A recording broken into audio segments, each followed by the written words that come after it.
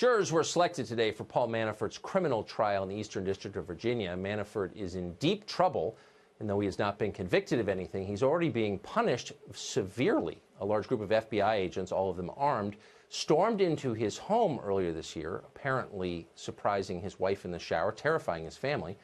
They could have made a simple call to his lawyer, but they didn't. Manafort then had his bail revoked in an unusual penalty, that is, for a 68-year-old man with no criminal convictions. He has been held in solitary confinement pretty much ever since for 23 hours a day.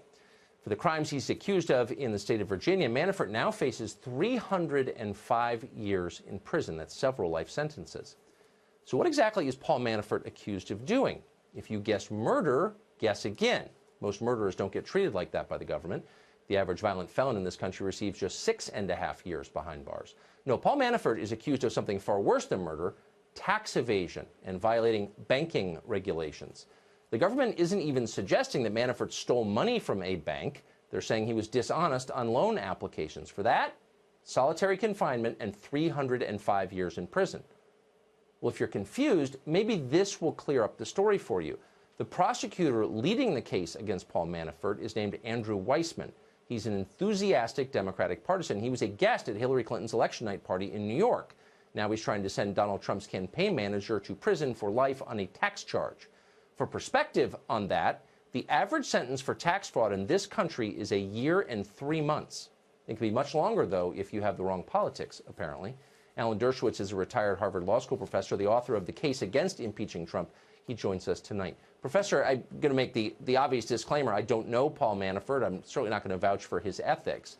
But looking at this pretty carefully, this is a case about tax evasion and bank fraud.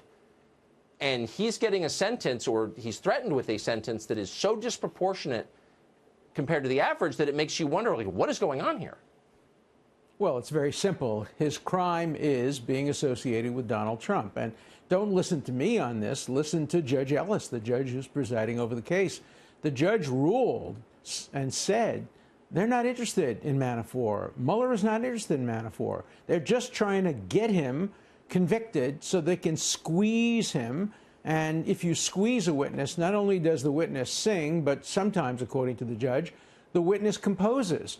That is, he becomes creative. He makes up information. He elaborates, because they know the better the story, the better the deal. So this trial today is not about Manafort. If Manafort hadn't been associated with the Trump campaign, he'd be out in New York or wherever doing his business. It's an attempt to convict him of whatever they can possibly find against him, no matter how unrelated it is to the Mueller probe, in order to squeeze him and get him to sing and maybe even compose. Well, how is that different from what the mafia does? Do what I want or I'll take your life away. That's not justice as I thought it was practiced in this country at all. Well, unfortunately, it is the way justice has been practiced against the mafia and against terrorists, and we civil libertarians have long been opposed to this way of dealing with problems. But the civil libertarians are quiet today. Why? Because the object is Donald Trump. Do you hear the ACLU complaining about this? Do you hear the National Association of Criminal Defense Lawyers complaining about this? Do you hear other Democrat civil libertarians complaining about this? No. We've always complained about this tactic when it's used against other people. But now you have some zealots standing in front of the courthouse with signs saying, lock him up, lock him up. You know, I was objecting when they had signs saying, lock her up, relating to Hillary Clinton, because I'd be making the same argument if Hillary Clinton had been elected president.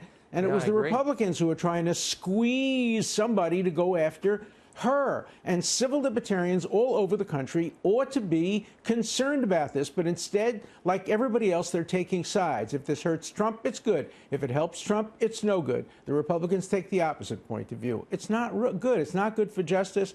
It's not good for civil liberties. Well, especially when an actual human being, a 68-year-old man, is facing life in prison for not filling out the bank forms correctly. It's pretty unbelievable. Professor, thank you for your perspective on that. Thank you.